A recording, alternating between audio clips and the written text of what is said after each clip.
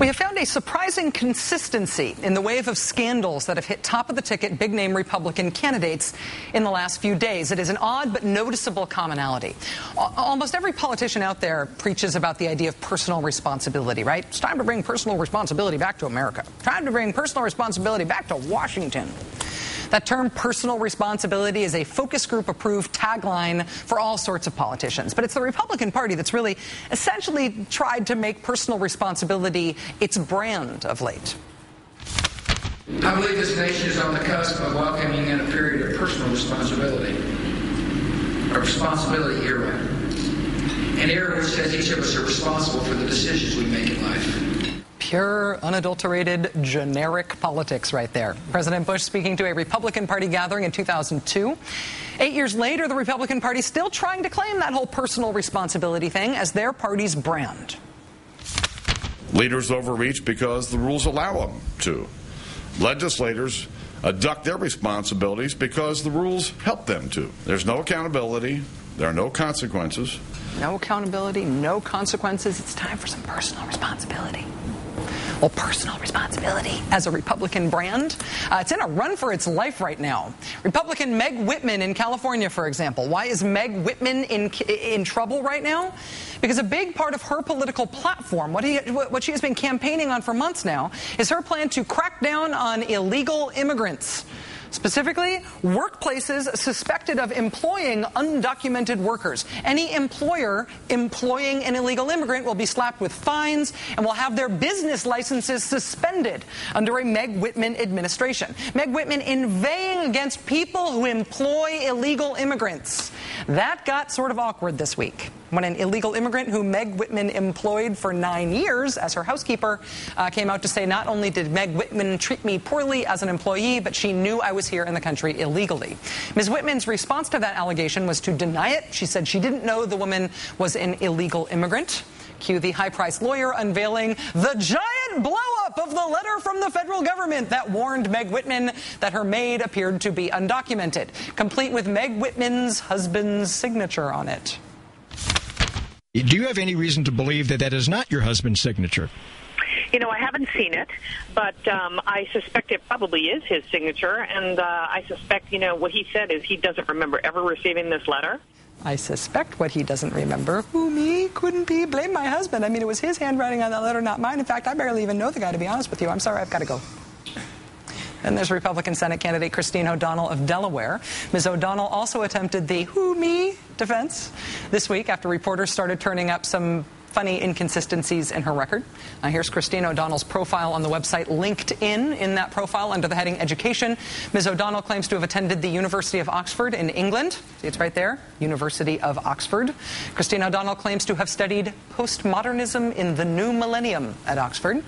The problem, as Greg Sargent at the Washington Post first reported this week, quote, it turns out that was just a course conducted by an institution known as the Phoenix Institute, which merely rented space at Oxford. Instead of just acknowledging the exaggeration, maybe apologizing, Christine O'Donnell, through a Republican PR company, decided to double down on this. She released this statement, quote, there have been reports that I have released false information on a LinkedIn profile under my name. This is categorically untrue. I never established a LinkedIn profile or authorized anyone to do so on my behalf. Who, me? Couldn't be. Couldn't be me. Somebody else must have written that bio page without my knowledge.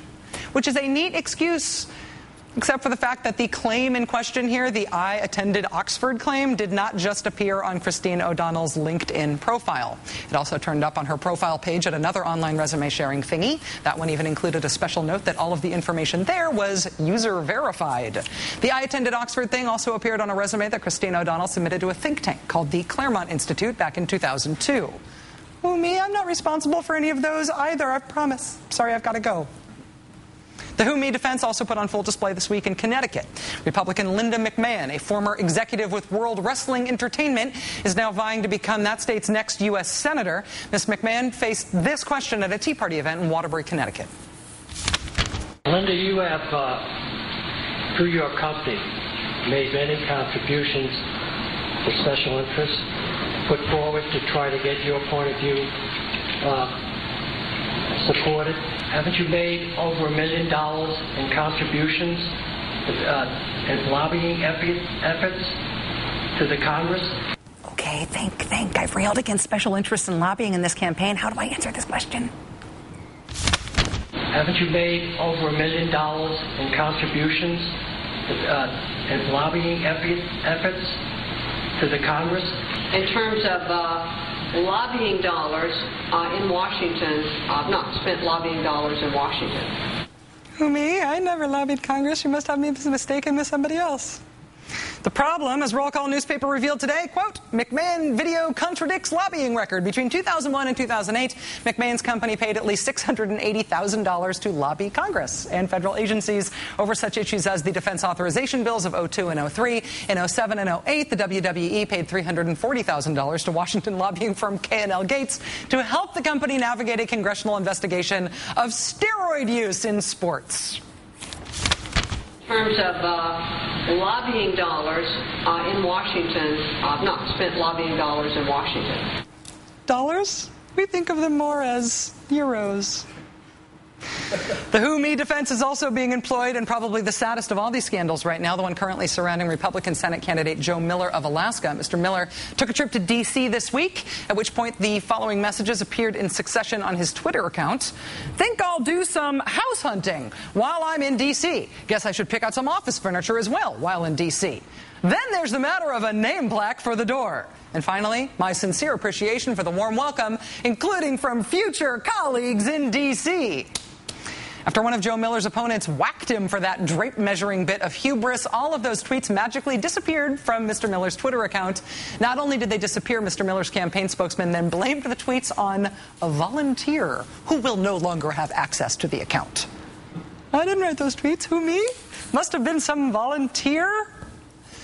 Now, it may very well have been a rogue Miller volunteer who's been secretly tweeting as if he is Joe Miller. If so, maybe Rick Sanchez can retroactively draft that same volunteer to say he did anti-Semitic radio interviews for him. But at this point, it sort of seems like all of these top-tier Republican candidates are getting the same advice on these things. Blame someone else. I mean, the Republican Party's invested a lot in all of these races. Is there somebody at Republican headquarters or some political shop steering all these campaigns, telling them all to say, don't blame me, blame a staffer? Is that the advice they're all getting? It is essentially the strategy they're all following. Maybe there's a puppet master. Maybe they're all just learning from the master, though. I believe this nation is on the cusp of welcoming in a period of personal responsibility, a responsibility era. An era which says each of us are responsible for the decisions we make in life. You've always said there's no do-overs as president, if you had one. I don't know. The biggest regret of all the presidency has to have been the intelligence failure in Iraq. A lot of people put their reputations on the line, and that's not a do-over. But I wish the intelligence had been different, I guess. Who, me? It wasn't me. This was those intelligence people. Who, me? They're to blame. Gotta go listen. You can't swing a dead cat in politics without interrupting somebody in the process of praising Harry Truman for that whole buck stops here thing. But you show what it is you believe and what you value by your behavior. That's the whole leader thing.